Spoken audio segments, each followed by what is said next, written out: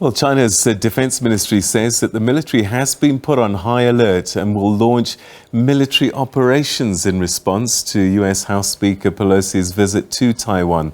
The ministry said that it will conduct operations near Taiwan from Tuesday night and will test launch controversial missiles in the sea east of Taiwan.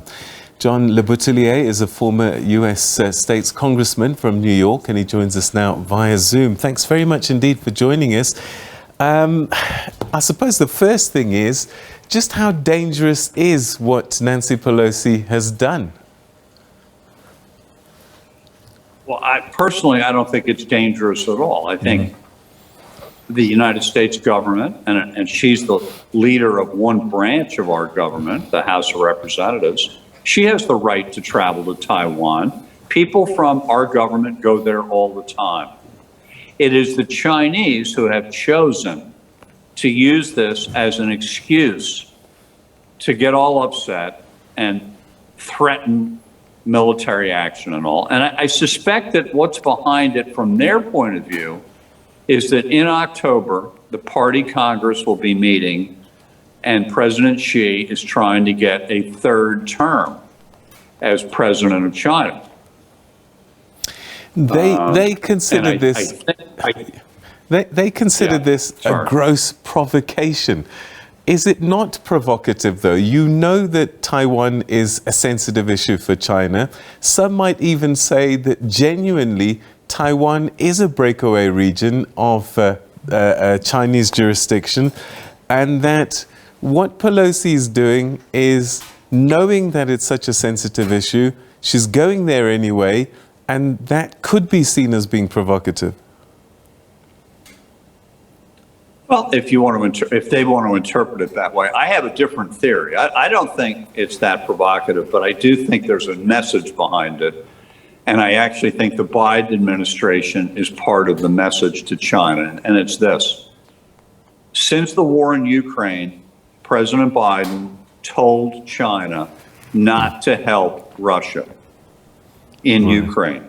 Now, China apparently is not giving military equipment to the Russians, but they have kept buying oil and economically that way helping Russia. And I have a feeling this is Biden and Pelosi giving it back a little bit to China for them being pro-Russia in that war. And they're sticking it into China a little bit by having her go to Taiwan and saying, you know what, we asked you to do the right thing, you didn't do it, so we're going to tick you off a little bit. So what do you make of these military drills? I mean, do they have the potential of escalating into anything, or is this just a show of force as North Korea often does? I don't think they're going to be a big deal. I think it's all bluster. I think it's political for the domestic audience for Xi's reelection, as I said. They've done these exercises off of the coast of Taiwan all the time.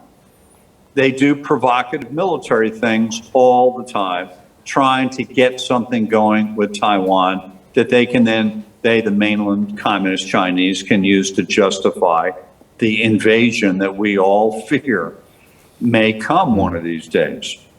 The problem they've got, Peter, is, Taiwan is small with 23 million versus 1.3 billion people.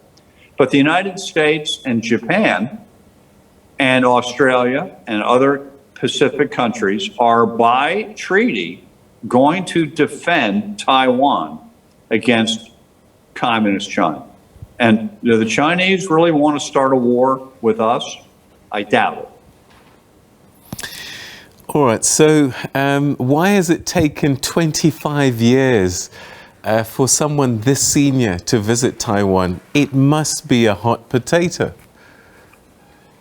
I think the hot potato, personally, I think the hot potato is Ukraine and a way to tweak the Chinese. But there are other factors that might not be Ukraine. Number one, Nancy Pelosi's reaching the end of her elected career, probably. She's been virulently anti-Beijing for her whole political career. She may not be speaker in 4 or 5 months. So this is her chance to go to Taiwan and plant the flag and stick it to Beijing. That's one thing that could be going on here.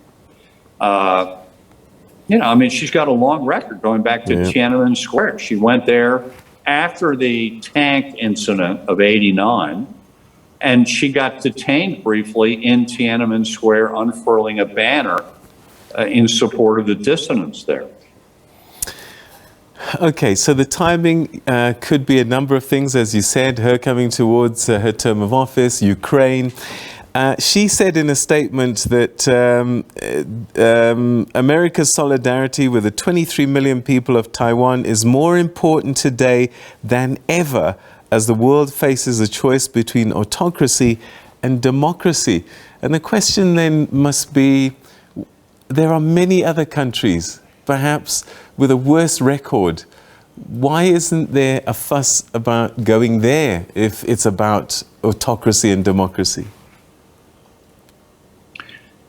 Well, the thing that kills me is what is to criticize about Taiwan? I mean, I've been there. I went there for a week. I was flabbergasted in that country at the economy, the work ethic, the beauty of the place, and the niceness of the people. And it is a democracy, pretty much as we would describe it. A little bit different, but it's very open and free there, as long as you're anti-communist. There are no communists there.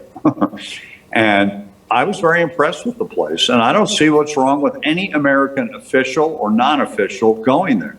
Who is mainland China to tell an American government official where she or he can go? We can't give them that power.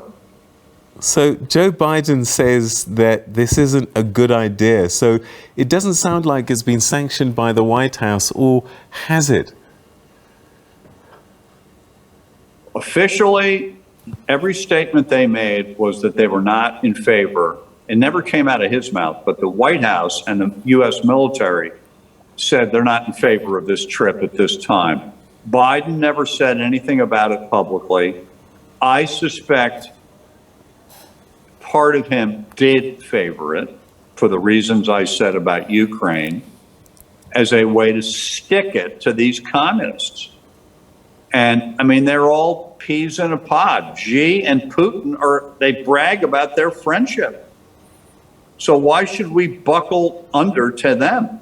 All over a 12-hour visit by the Speaker of the House to Taiwan. This is really not worth having an international incident over. All right. So what could be the consequences, if any? Just bravado in the media, politicians making statements, but do you think there will be any real consequences?